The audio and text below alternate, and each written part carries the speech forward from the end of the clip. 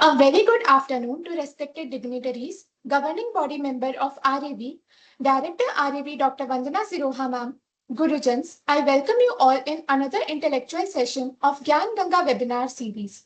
I, Dr. Saraswati, on behalf of RAV, welcome you all for today's session. On the onset, we would also like to express our heartfelt gratitude and welcome our mentors who have always been there to guide, motivate, and encourage us for sustenance of this series. Respected Vaidya Shri Devin Tripunaji, President of GB RAV, respected Vaidya Shri Rajesh Kotecha Sir, Secretary, Ministry of Ayush, respected Dr. Vandana Siroha Ma'am, Director RAV. Today's guest speaker is Dr. Mukund Sabnis Sir, founder, president of Jeevanrekha Ayurved Chikitsalaya and Research Center, Maharashtra, who has joined us today in the 252nd episode of this knowledge voyage. Let us begin the session by seeking the blessings of Lord Dhanvantari.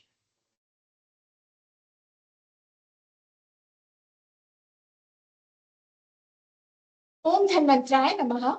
Now I would like to introduce today's expert, Dr. Mukund Sabnis Sir, who is going to throw light on the topic, how to write a clinical research paper.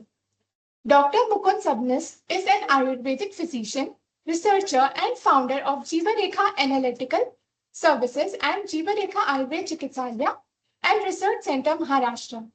With over 25 years of experience, he specializes in obesity and hyperlipidemia, having treated over 50,000 patients and established 85 plus centers globally. An MD in Prasashastra and Bhaishya Kalpana, he focuses on drug standardization, formulation, and stability using advanced analytical techniques. He has developed numerous Ayurvedic formulation, authored textbooks, and published research papers. Dr. Sabnis is affiliated with reputed institutions, serves on national committees, and has received multiple awards for his contribution to Ayurveda and research. Before we begin today's session, let us take a few moments to briefly discuss Poshan Pakhwara. As many of you may know that Poshan Pakhwara is a nationwide campaign observed from 9th to 23rd April. This initiative focuses on spreading awareness about the importance of proper nutrition, especially among women and children, and encourages healthy dietary practices for overall well-being. Before commencing today's session, I would like to humbly request Dr. Mukund sir to kindly share a few introductory remarks on the significant topic, anemia prevention in mother and children. Over to you, sir.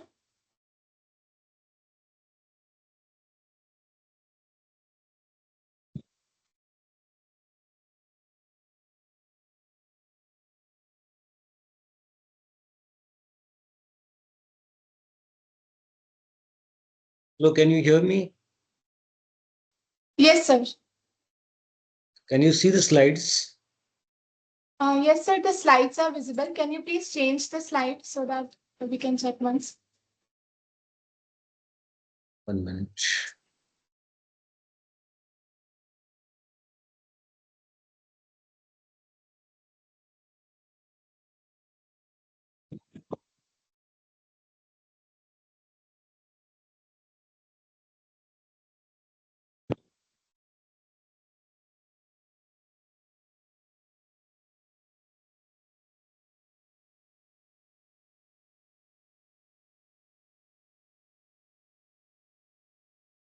Now, can you see the slides?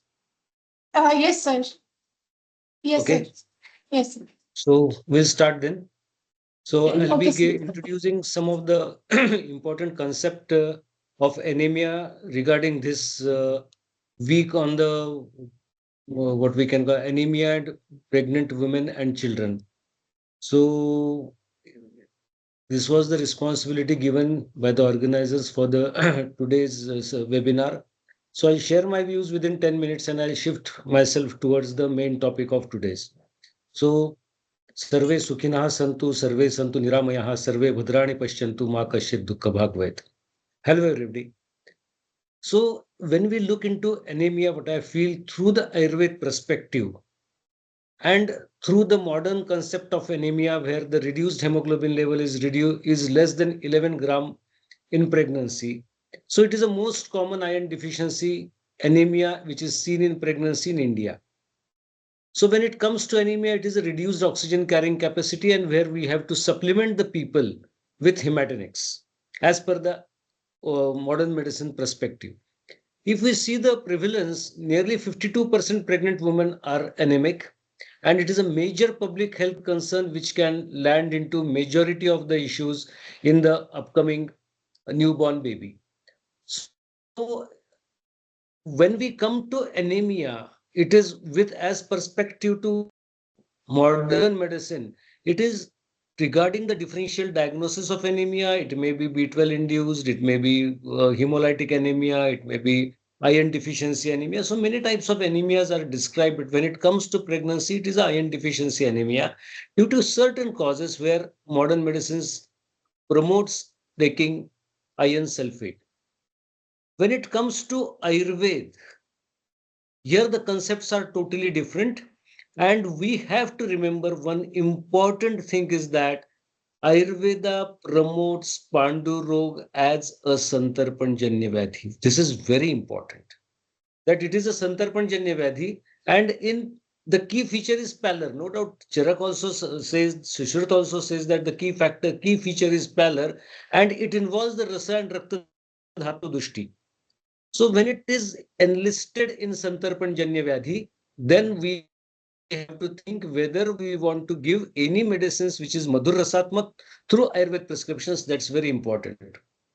And when it comes to the Nidan or the causes or the Hetu of anemia, it is a Ksharamla Lavana Atyushna Viruddha Dhatus Asatmya Bhojanat Nishpava Mashapinyaka Tilatela Nishevanat. Now, this is very important. It is not only Tilatel, it is also Tila, Mashapinyaka. So, what is the importance of this? This is to be understood very nicely. When we say that it involves Rasa and Rakta Dhatu Dushti, it also involves Ahara Ras also. And this involvement of Aharas, which leads to what we can call as a Rasa and Dhatu Dushti, that is due to the inflammatory factors induced by certain anti-nutritional factors through the hetus which has been mentioned in Ayurveda. Kshara, Amla, Lavana, Atiushna, Viruddha, Asatmya, Bhojanat, Nishpava, Mashapinyaka, Tilatelan. So all these things, specifically when we call it as Masha, Pinyaka, Tela, Nishevanat, so it is all about the high amount of phytic acids, high amount of nutritional, anti-nutritional substances which are present in these substances which can obstruct the uptake of nutrients along with iron, which can make a person land into anemia. And this is a very important thing what we forget. We every time when it comes to iron deficiency anemia, what are the prescriptions? It is all the prescriptions, mandur bhasma, then the certain medicines are prescribed like which contains loha bhasma, mandur bhasma, punarnavadi mandur. All these are actually given to the patients, and these medicines may also again have the same impact of increasing or supplementing it by iron. But only supplementing it by iron will not serve the purpose. Apart from that, your gut flora or the uptake of iron should be improved as a whole.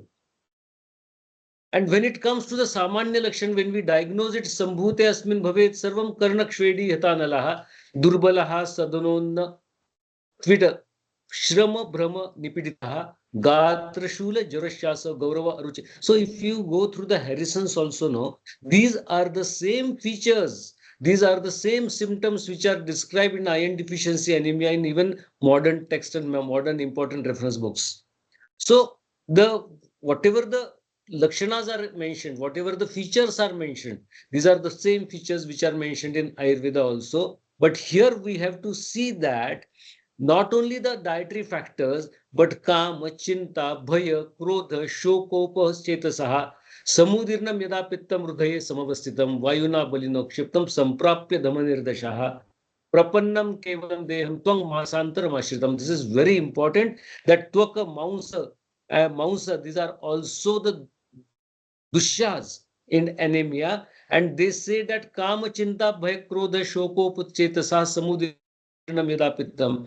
So, what happens with Kama Chinta Bhay Krodha? It is all about the excess secretion of cortisol, which is a very important signaling molecule for insulin resistance and inflammation at the gut level, creating what we call as Pandu.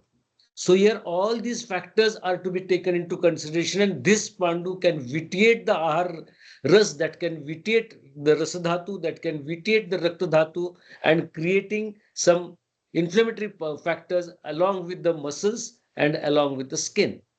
Pradushya kafa vatasrang twang masani karoti tat Pandu haritan varnan bahu vidvans. So this is the hemolytic anemia which is leading to what we can call as jaundice, which is leading to Kamala. So such type of things can be seen in the Samanya Lakshan. And the most important factor is Agni Mandya. Agni Mandya is at the level of Jataragni Mandya.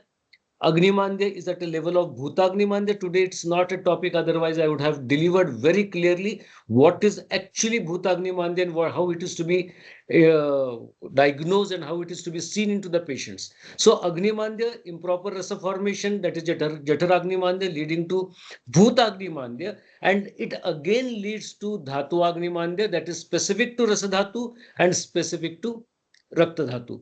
This Dhatu Manya can also be biochemically identified very clearly.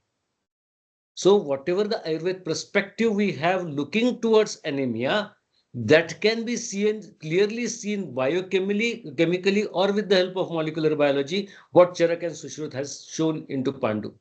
So Daurbalya, weakness, Hridaspandan, Brahma, all are the symptoms, and what we can see that increased demand of Raktadhatu is there in pregnancy.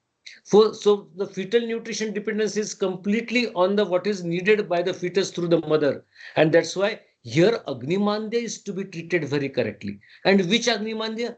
Again, Jataragni Bhutagnimandya, and Dhatu All these Agnimandya. When we talk about Agnimandya at a tissue level, at a cell level, maybe we're thinking about Jataragni, Bhutagni, and Dhatuagni. We have to think about mitochondrial uncoupling. So when we talk about Agnimandya, it is a completely mitochondrial uncoupling towards the things. So that is to be treated, and how to treat mitochondrial uncoupling, that we will see if RAV gives us some chance to us. So here Deepan Pachan, Raktavardhak Dravyas and Pitta balancing are very, very important, which can reduce mitochondrial uncoupling and which can increase mitochondrial coupling, and which generates proper ATP from the Ahar Ras, and this proper ATP for every tissue can give energy to the tissues treating the patients. So here some important drugs are there. That is a Mandur Bhasma is prescribed, Punarnava is prescribed, Punarnava Mandur is prescribed, Draksha formulations are prescribed, Laha preparations are prescribed, and these preparations may help to increase the what we can call as hemoglobin level into the patient, and that can again treat the Agnimandyas at different tissue levels. So at a dietary management, and here dietary management is very important. Here what we see that majority of the part when we tell about anemia is give more vegetables, more jaggery. This is not going to work. Give Lohayukta Ahar immediately. No, it will not work unless and until you are giving Deepan and Pachan medicine. And with those Deepan and Pachan medicines, your leptin levels are increasing from the gut. Your digestion is improving. The gut inflammation is getting reduced. Then there is a point in giving Lohayukta Kalpa and green vegetables. Greens vegetables, raw vegetables are strictly contraindicated in any of the disorders which is arising from the gut or which is arising from the Annavasrutas. So this we have to take care, and definitely we have to avoid Viruddhahar. In modern management, it comes to be iron and folic acid supplementation, deworming and monitoring. HB is again a very important part in management. Combining Ayurveda with modern medicine, definitely we have to give Deepan Pachan, we have to see that ATP is generating properly. We have to see Agni is getting treated correctly. And when this is getting treated, we can supplement the patients with iron, which can permanently treat the patients of anemia. So this combined treatment can improve the compliance, then better maternal and can lead to better maternal and fetal outcomes. So here we come with the conclusion of Panduroga closely correlates with anemia, and the integrated approach is the most effective approach when we treat anemia. So thank you for this short lecture. We will move again to our main lectures.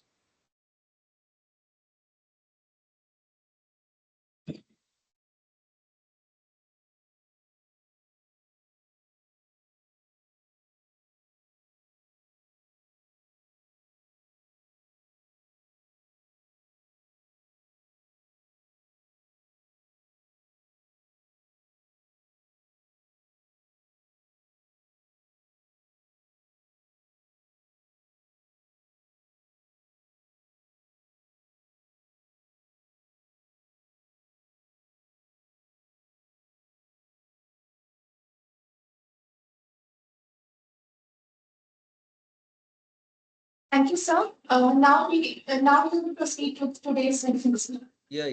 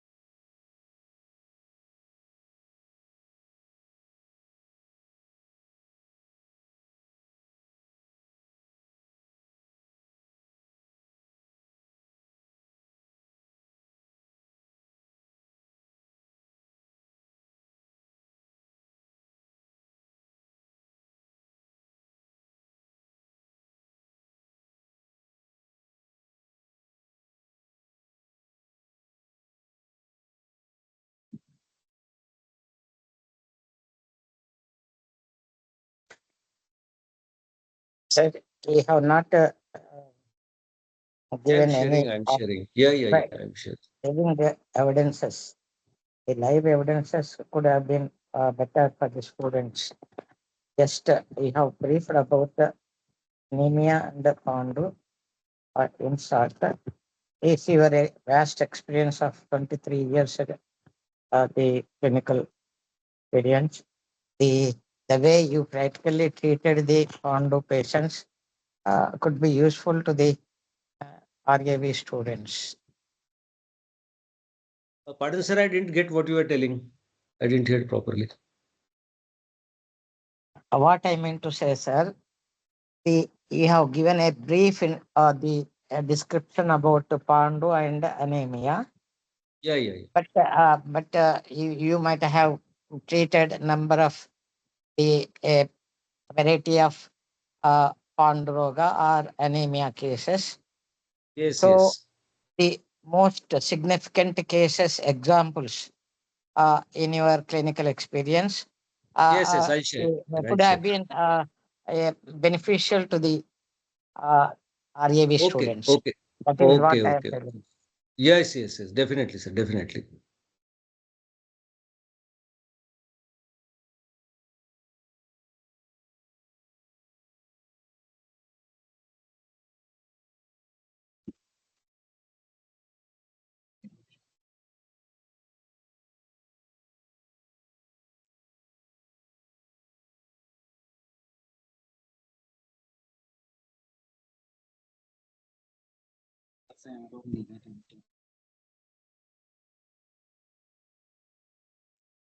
So, as we have discussed about the anemia in pregnancy and in neonates, and we have seen a very short review regarding comparison between the pathogenesis and the outlook of towards anemia from modern medicine as well as from Ayurved. As I have told you that in Ayurved, mostly anemia has been suggested to be an Santarpanjanya Vyadhi. And here Santarpanjanya Vyadhi, it means that whatever the nutrition the patient is taking, because I deal in obesity and metabolic disorders, I have seen many patients who are massively obese having their hemoglobin up to 8 to 9. Now, why it happens, it has been clearly given by Chakrapani and Charak in 21st chapter of Sutrasthan. Okay, and Charak says that when it comes to metabolic disorders and when it comes to obesity, because I'm dealing in that section, I will talk about that. So Charak has very clearly elaborated that whatever the food is getting to the patient, it is only and only nourishing the fats and not other. Na pushyante itara dhatava is the statement of Charak. Na pushyante itara dhatava. So how it happens? Na pushyante itara dhatava. So when we go into the depth, it is seen that when inflammatory markers increase in anemia, so at that time there is an inflammatory anemia, and that inflammation also is present in the erythropoietic system. And again, when it comes to the gut, they have clearly mentioned that those substances which are high in phytic acid, like mash and like tiller, they decrease the uptake of these nutrients like iron, and the hemopoietic system or erythropoietic system is also under the influence of inflammation, which reduces the amount of RBC's production. And when we see that, when we correct just diet, when we give Deepan and Pachan medicine, we have a huge data that can again start or stimulate the erythropoietic system. And as the patients reduce weight, as the inflammation goes down, as the HSCRP goes down, slowly, steadily, there is an increase in hemoglobin without giving any hematinics. And this is a very, very important to support the quotations of Ayurved as compared with modern medicine. So I have many, many examples such like these examples where we give just Deepan and Pachan, no need of any hematinic drugs. We correct the gut flora, we correct the Agni, Jaఠaragni, and here we can see the increase in the hemoglobin levels. I think this much explanation is sufficient for today. We can have some different session for this because I will lose time for explaining the main course of lectures. So thank you. Again, I will share some. Can you see the slides? Yes, sir. You can see the slides. No, I'll just make. Yeah. So today's presentation is related with the writing and presentation of a research paper, or how to write a research paper, how to write an article, and that too in Ayurveda. It is little bit different. That how we are writing a research paper means research can be, first of all, can be categorized into literal fundamental research, literal research. Okay, so different clinical research. So different type of researches are there. And when it comes to Ayurveda, totally we have to be more and more cautious, because when we write the research papers, the terms we are using into it are to be either coined first. I'll give you some examples out of it. Are to be coined first very correctly into the paper, or they should be explained in a descriptive manner somewhere into the research paper, where a reader will look into the terms in what the author has to say. So this is very important in the difference between a modern research paper writing and Ayurveda research paper writing. I'll give you some example. I want to explain a word, Yogavahi. Now, when I want to explain a word, how I coin that term is very important. Coining the term for Yogavahi is very important because there is no single word in English, a similar word in English for Yogavahi. So we can use carrier, we can use bioenhancer. So name different terms are used over there. So here when we are writing our paper, whatever Ayurveda terms we are using, and when we are using particular coined word for it or particular term for it in English, we should explain it very correctly. That my view, author's view, looking towards yoga vahitva is as good as bioavailability enhancer, or it as good as some other term what we are coding for that. So that is a very important difference between writing and presentation of research paper in modern medicine and Ayurveda. So writing smart is very important. Writing quality research paper is to film to be seen and interpreted, book to be read and interpreted. So it is a scientific document. That should be very, very clear that research paper is a scientific document. A process includes interpretation by the reader. So when we are writing a research paper, the reader should be able to interpret what the author is writing. And the credit of discoveries should be with the author. What has happened, I'll tell you one story.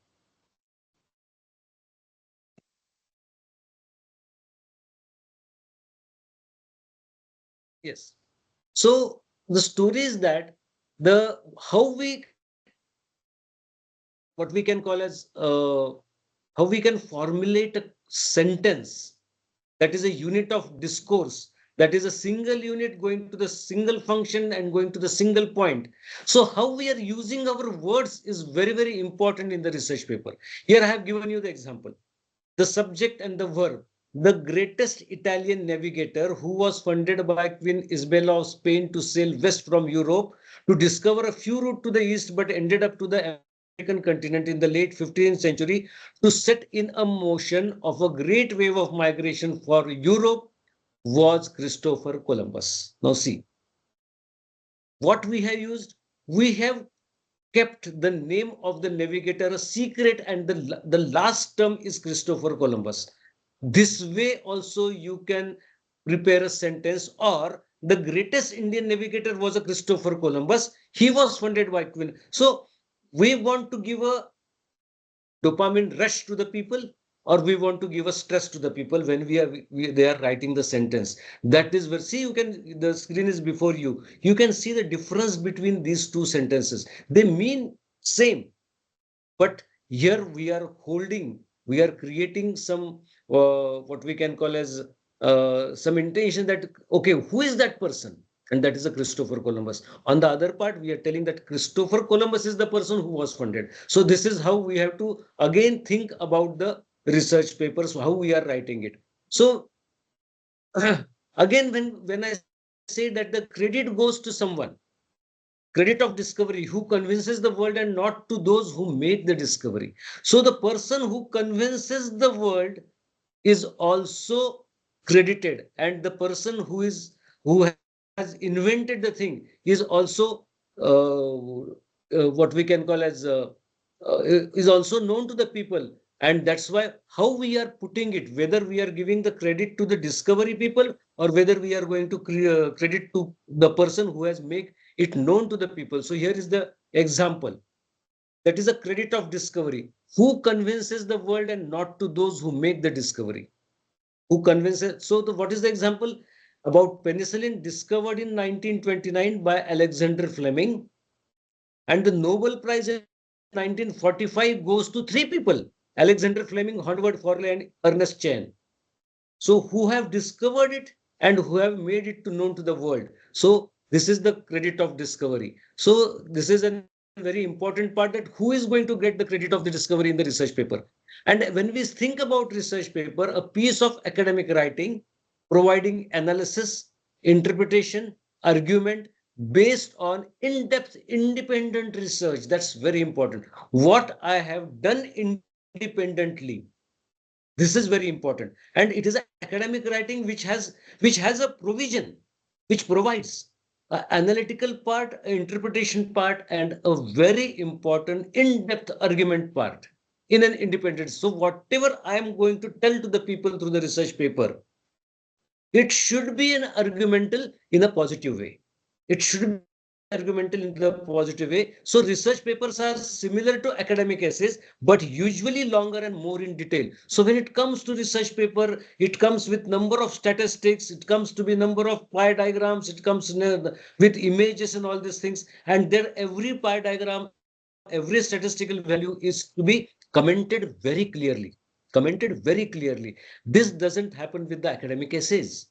This is the main difference what we have to understand between a research paper and academic essay.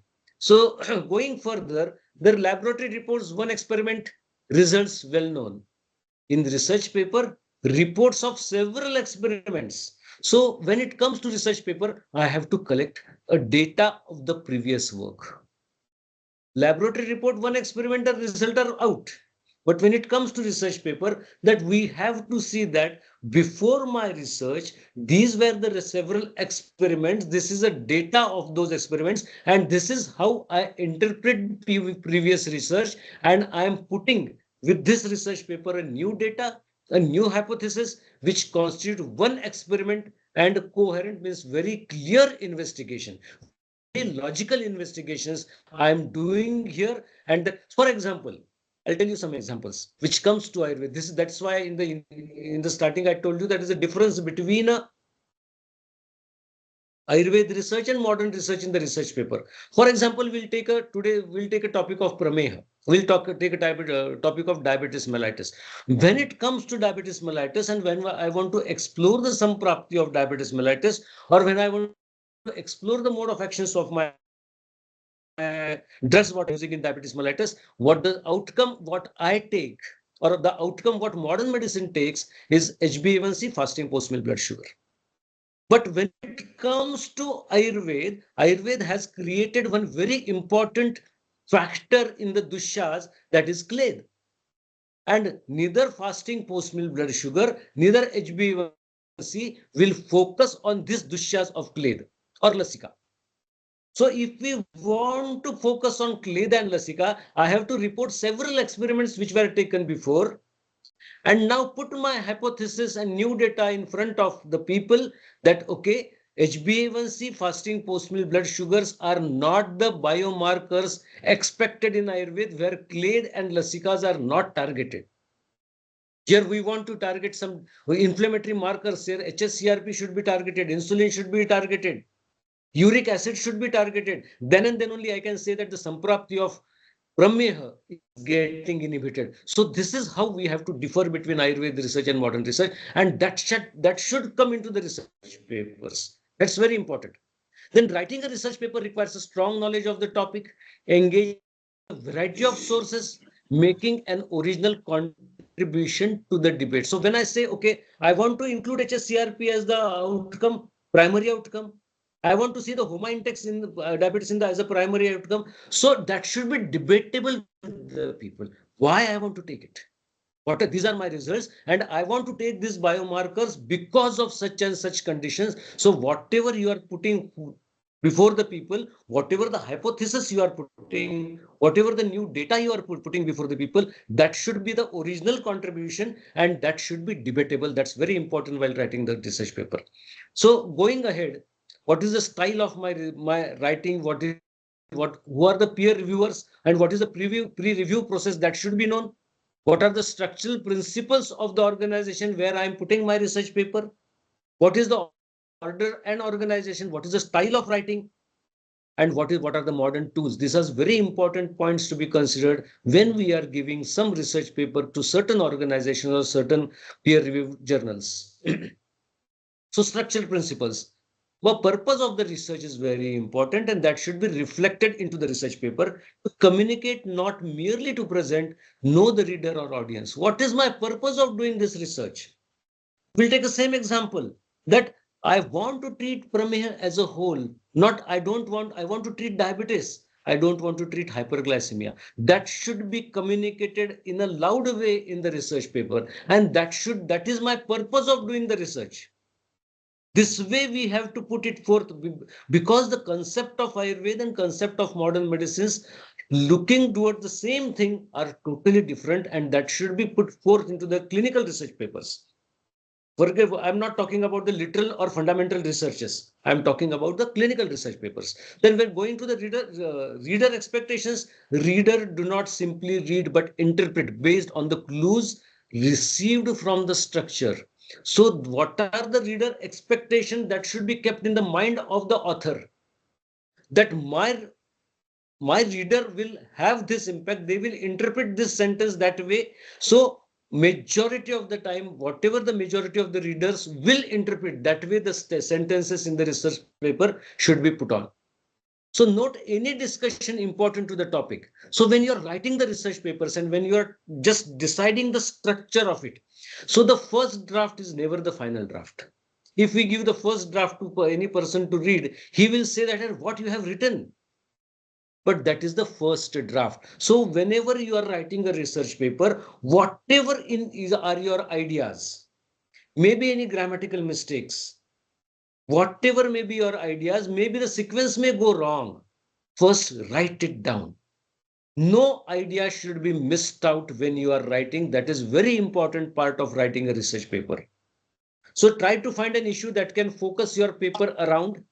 Use a variety of sources, including journals, books, and reliable websites to ensure you do not miss anything glaring, and verify the ideas you have in your mind. So whatever ideas they come into the mind, when you are doing a Ayurved research, those ideas may be wrong or right.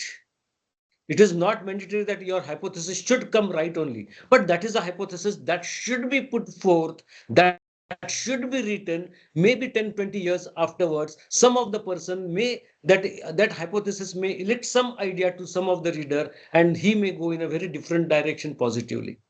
So verify the ideas you have in your mind and write down the hypothesis, write down your thought process very, very clearly in the first draft of research paper. That is very important part. Then understand the assignment. Successful completion of research paper, that is accomplishment of specific task. Before starting to write the research paper, thoroughly understand the assignment task sheet. So what the authors they want, what the publisher want, and what you want to communicate with the readers, that should be very clear. So read it carefully, looking for anything confusing you might need to clarify. Anything which is not clarifying your own mind. So try to make it clarify very nicely. Identify the assignment goal, deadline, length specification, formatting, and submission methods. Make a bulleted list of the key points, then go back and across complete items of your writing and carefully consider time frame and word limit. That's very, very important. What is the time frame given to me? Or what happens, your time frame is 2 months, and the last week, that is the 8th week, you are in hurry to write a research paper. That should not be there. So you should understand the time frame and word limits, that it should not be very, very lengthy. So every research journals, they give the word limit to the authors. So your article or your research paper should be in the word limits. Be realistic and plan enough to the research. So this is very important. Look for sources that contradict your point of view. So my point of view is, I want to investigate uric acid in Rameha. People generally will think why that person is doing uric acid in Rameha. What's the relation with what we can fasting blood sugar, post-meal blood sugar, but when it comes to Ayurved Samprapti, when it comes to Ayurved pathophysiology, I should explain that whatever the Samprapti of Madhumeha and whatever uric acid is doing to the liver, due to high carbohydrate diet, whether that is meeting correctly or not. So address the heated debates. Any unique take on the topic. This is a unique topic because I'll be elaborating the same example in different angle to reduce the confusion. So any recent development that build on the research, that should be focused very nicely. Formulate some research question to help guide you. So we should create our own questions. The author should create their own questions, which those questions can guide him to write a research paper. And to write a research question, try to know how, what, and why. These three questions are very important in every step of research, that why it is, how it is, and what it is. So these questions should trouble your mind like anything when you are writing a research paper. So again, when you are writing a research title, then. So how should be the title? The stress position. What is the stress position? That the end of the sentence appropriate for emphasizing, and the topic position at the beginning. So where you are focusing on, You are focusing at the end of the sentence or you are focusing on the beginning of the sentence. So mental breath, as one begins to read new sentence, there is a sense of emphasis, there is a sense of importance. And with the emphatic material, a reward, save the best for the last. So I have shown you the example of Christopher Columbus, that the Columbus word will come first or the Columbus word will be coming last. So when those people who are the nature of the, who want an emphatic material, they save the best for the last. And those who people who have a mental breath, as one begins to read news, what we call as hook words. When you go to the social media, there are certain words, those are hook words when you prepare the reels. So that is a sense of emphasis. So how you want it, whether a person, whether a reader should just see the title and read it, or whether the reader should go to the abstract and then read the research paper. That should be the title. And the title, whatever we are giving, that should give clear idea. It should not be too long, but it should give a clear idea why the author has written this paper. That's very important. The winding stream flowed through the middle of the valley. This is what is the winding stream is the what we call as the beginning. That is a topic position, but the stress position is through the middle of the valley, the winding stream flowed. So this is how the title can be changed. So the stress position or a moment of the synectical closure. So when many people, they see that there should be a synectical closure. In a rhythm, the title should be in a rhythm. So there are different ways of keeping the title. So you should give a thought process when you are titling your research paper. Then articulation of action. Action of a sentence articulated by a verb, position of verb in a sentence is critical, and the order of paragraphs and section in the paper is very, very important. Means how the flow of research paper is going. Otherwise, some points from discussion should not come into introduction. Some points from the result should not come to the introduction, or some points from the material method should not come to the discussion. So the flow should go very properly. So the order of paragraphs and section in the paper should be well synchronized. So the research paper, the coherent story from beginning to end, it is just a story. No, it is a complete, logical, complete, intelligent story. That is a research paper. Logical and intelligent story from beginning to end, and editing film shot at different times. So what are the paragraphs? Those are the editing film shot at different times. Means my introduction, my material methods, my discussions, my results, my statistics, my conclusion. There every time edit should be there, and the collection of the experiments performed at different times. So when I'm performing, so we have to explain that what are the times, different times I have collected the experiments and what I have done to with that. So then we have to develop a thesis statement. Thesis statement should be concise, continuous, and coherent, what we call as even a title. Should briefly summarize your argument in sentence or two. Make a claim that requires further evidence or analysis. Make a coherent point, that is an intelligent point relating to every part of the paper. This is a thesis statement. Revise and refine the thesis statement may be required as research progresses, can serve as a guide throughout the writing process. So as my research flows, at that what happens many times, you complete your research work and then you sit for the writing the research paper. Actually, it should not be like that. When you are starting with the research paper, your thesis statement should be written. Your title should be fixed. Not fixed, but it should be written. And the as the research work flows, your thesis statement may change, your title may change as per the flow of research which you are doing. So every paragraph should aim to support and develop this central claim. That's very important. And when we are creating a research paper outline, essentially make a list of the key topics, arguments, and evidence to be included, divided into sections with headings to know roughly what the paper will look like before starting writing. As I told you previously, that whatever the thoughts are coming to your mind, write it down as it is with the key topics, arguments, and evidence, which is divided into sections and headings to know roughly what the research paper will look like. and then structure the outline, make the writing process much more efficient. At tools like ChatGPT can also be used, can be effectively used, but rising of introducing plagiarism should be avoided. Then we have to make a first draft. So first draft of research paper won't be perfect, can be polished later on. Priorities at the first draft is that maintained forward momentum.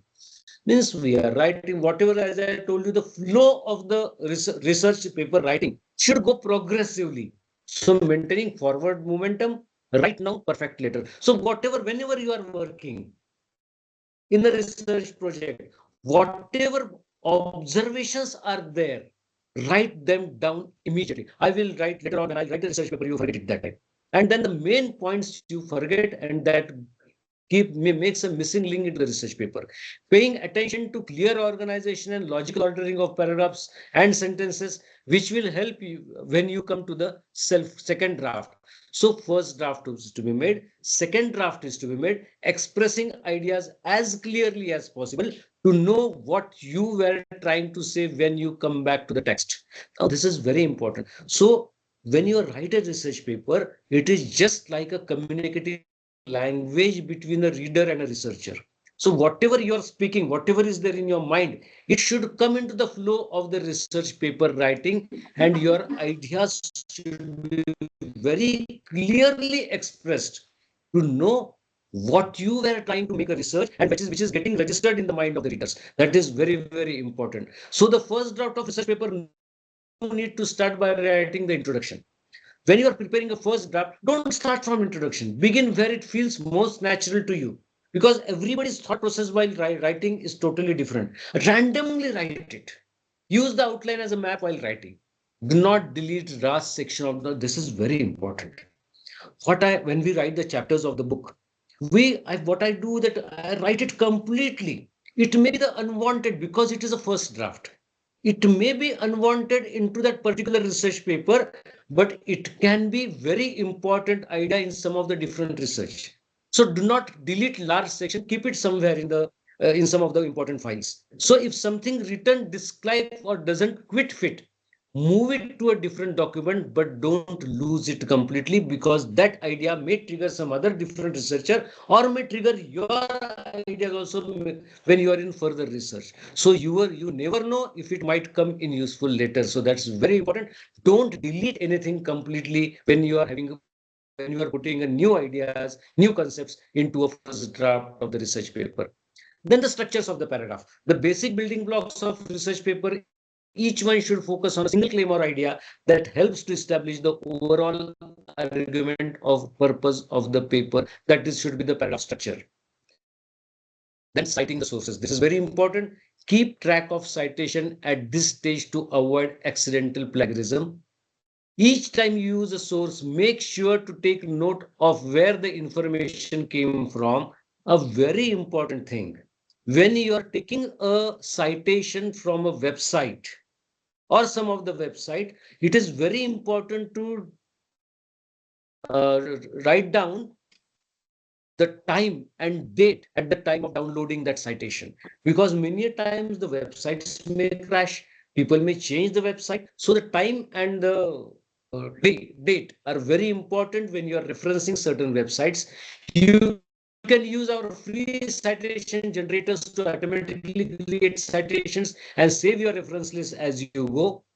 And then when it comes to introduction, research paper introduction should address three questions. So when we write an abstract, then we write an introduction. It should again address three questions: what the paper is about, why it is worth reading, why we are reading this research paper, why there is much good research paper, why I'm not spending my time in. So why it is worth reading, that should come clearly into the introduction, and how you will build your arguments. So basically, research is about the arguments, because whatever the hypothesis you are putting forth, that may not be agreed by the readers, and then there can be a point of arguments. So those point of arguments should be brought positively on the surface in the introduction. How you will build your arguments, that should be in the thought process of the author. Then in the introduction, what, why, how? These are the three important questions. So with what, be specific about the topic of the paper. The topic of the paper is different, and some different contents are in the paper, that it will not work. introduce the background and define key terms of concepts. I told in the starting only that key terms or concepts should be defined. Whatever the new words you are coined, they should be defined. Whatever the author is expecting that my reader should see this word in that direction, that should be defined very correctly. Because the same example I give. If I, for the word yoga vahi, if I use the word drug associate, if I use the word bioenhancers, okay, if I use the word what we can call as associated triggering molecule. So there are different terms what different authors use. What the author is meaning, what the author want to tell about that particular word should be very clear while explaining the defining the key terms or concepts and why. Try to provide brief answers to what new material or insight is being offered. The same example, I'm using a biomarker as a primary outcome of as uric acid in prameha, why it is so, and what is the previous work which is offered to me that should be written in brief. What important issues does the paper help define or answers? But what I'm going to tell into the discussion, that in one or two lines that should come into introduction, so the people will peep into the research paper. People either read abstract or either read introduction and then leave the paper if they don't feel interest. So whatever I am going to tell you, a brief idea should be given in the introduction, and how provide a map of what will be discussed, briefly presenting the key elements of the paper in a chronological order. That's very important. When it comes to chronological order, now it's very important when we go with the modern research, the recent researches are given highest importance. When it goes to Ayurved references, the oldest text will have a highest importance. This is exactly opposite. We give the most important quotations, more importance to the quotations coming from Veda, then from Charak, then Sushrut, then Vagbhat, and then coming to maybe Rasatarangini. So right from the Vedas to the Satarangini, that should be the chronological importance given to the references. And right from the recent paper from 2026 to some 19th century research paper, that is again, we give the least importance to the old things. So that is very important when we see to the references to the Ayurveda references and modern references. Write a coupling body of the text. So organization of information to be presented in the paper, prepare outline as a guide for you. When writing, be flexible with the order. Use thesis statements and topic sentences. And what to check into it? Topic sentences against the thesis statement. It should not go like that. That my topic sentence is going against the thesis statement. Topic sentence against each other for similarities and logical ordering. Each sentence against the topic sentence of that paragraph. And avoid repetitions. If two paragraphic discussions, something similar, approach that topic is in different ways, you have to think, avoid that repetition. Aim to create smooth transactions between sentences, paragraphs, and sections. So it should move very smoothly between the sentences, and it should move forward momentum. It should have a forward momentum between sentences, paragraphs, and sections from one section to another. So then write the conclusion. So when we try to conclude it, the research paper conclusion is decided to help your reader out of the paper's argument, giving them a sense of it. Many times what a reader do, reader will either read the introduction or directly read the conclusion. Both the introduction will go in a forward momentum, that what I am trying to tell you into the research paper, and the conclusion should tell that what I have worked and what I have told you into the research paper. So both are very important. So the research paper conclusion is designed to help your reader out of the paper's argument when giving them a sense of finality. So the trace the course of the paper, giving importance how it all comes together to prove your thesis statement. Give the paper a sense of finality by making sure the reader understands how you settled the issues raising in the introduction. So in the introduction, you're told that what I'm going to do, why I am going to do, what I am going to do. In brief, you are going to tell. And in conclusion, what I told you in introduction, how I completed it with the logical reasoning. You might also discuss the more general consequences of the argument, outline what the paper offers to future students of the topic, and suggest any question the paper argument raises but cannot or does not try to answer. So you should not offer new arguments or essential information. Take up any more space than necessary. Begin with stock phrases that signal you are ending the paper. So, as in conclusion, so there should be a what we can call as a some signals should be given, apostrophes should be given, some commas should be, inverted commas should be given, that the author can understand that I am concluding the paper very correctly. So as I told you, offer new arguments or essential information, take up any more space than necessary, and begin with stock phrases that signal you are ending the paper. This should not be, you should not do all these things. So it should go into the proper flow into the research paper. Now coming to the second draft, we have completed our first draft. There are four main considerations when it comes to the second draft. Check how your vision of the paper lines up with the first draft, and more importantly, what your paper still answers the assignments. Identify any assumptions that might require justification, keeping your reader's perspective foremost in the mind. So who is my reader? So as when we give lectures, we ask who is the author. So at that level, I have to explain it. Similarly, who is my reader? Who is the reader target? So we have to see that and then answer the assignments. Identify any assumptions that may require more substantial justification, keeping your reader's perspective foremost in the mind. Remove these points if you cannot substantiate them further. So if you are not able to answer any discussions, if you are not able to answer anything, then for hold that at that point only, or remove that point, because you are not able to further discuss it. Be open to rearranging your ideas. So I was thinking about this concept this way, but I read somewhere, then you have to change your ideas in the second draft. Check whether any sections feel out of place and whether your ideas could be better organized. So that's the reason why we have to rewrite, and we have to fluctuate. Your idea coming to a researcher should be very flexible. You should not be stubborn with a single idea. If you find that old ideas do not fit as well as you are anticipated, you should cut them out or condense them. You might also find that new and well-suited ideas occurred to, to you during the writing of the first draft. Now is the time to make them part of the paper. So when I was writing the first draft, my idea was like that. But then I read many research papers regarding that. Then my concept and idea changed. So you have to first cut down your ideas. Your mind should be flexible at that point that which ideas is appealing your mind. Those ideas, and only not only appealing, but those ideas which are going to put forth into the second draft.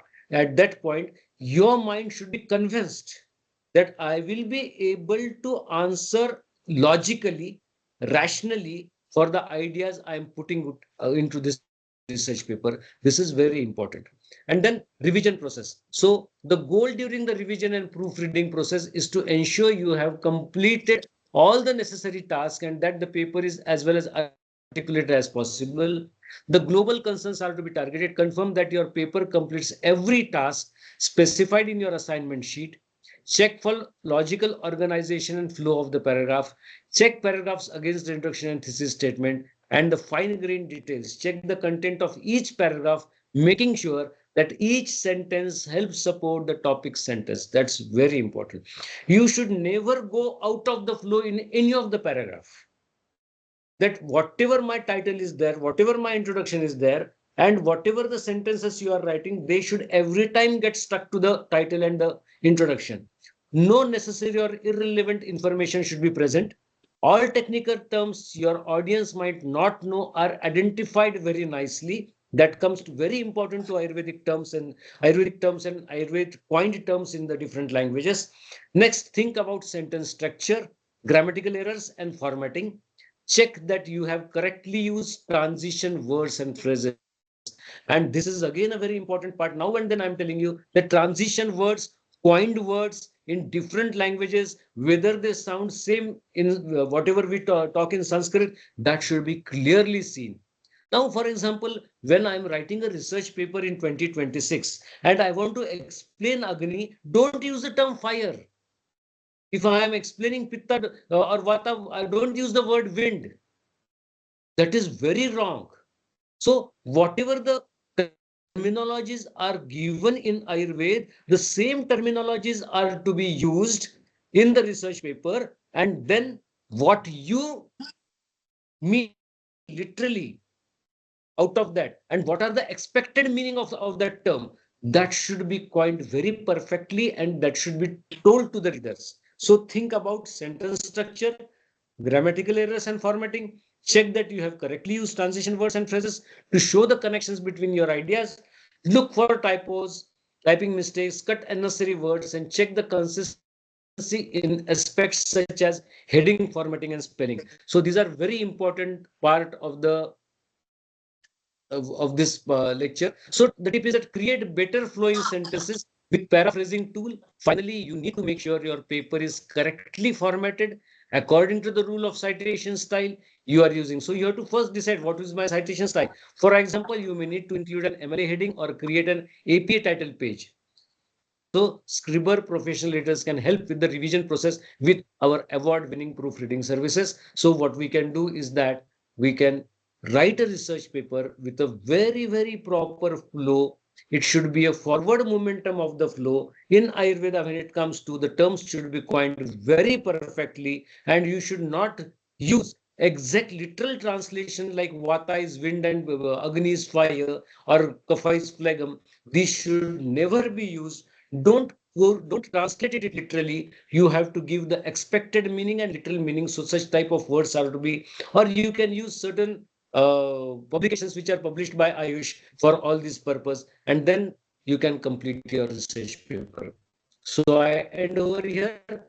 Thank you very much for the opportunity given to me. Thank you, sir. Thank you so much for the wonderful lecture. If anyone is having any doubt, you may please ask. Doctor साहब बहुत बहुत धन्यवाद, आपने बहुत सुंदर ढंग से जो है रिसर्च पेपर बनने का जो प्रोसेस बताया, बहुत अच्छा रहा। इससे लड़के हमारे काफी प्रोत्साहित हुए और समय समय पर राष्ट्रीय विद्यापीठ ऐसे कार्यक्रम, ऐसे व्याख्यान सुनाती है। बहुत बहुत आभार, बहुत ही सुंदर ढंग से आपने बताया। Thank you sir, thank you. Raj जी,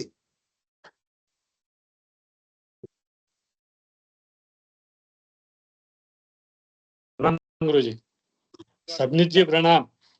प्रणाम सर। अच्छा हुआ, बहुत बढ़िया। Thank you sir, thank you very much. बहुत ही अच्छा हुआ, मतलब काफी मतलब आपके लेक्चर से काफी लोग, मतलब स्टूडेंट काफी इन्फ्लुएंस हुए हैं।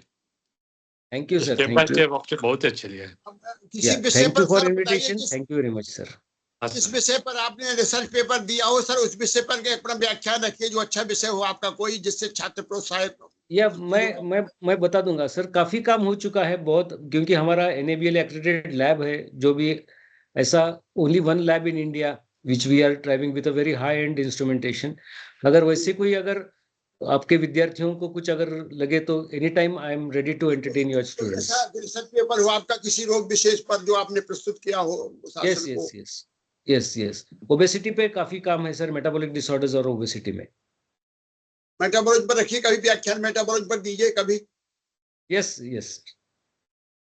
थैंक यू सर, धन्यवाद।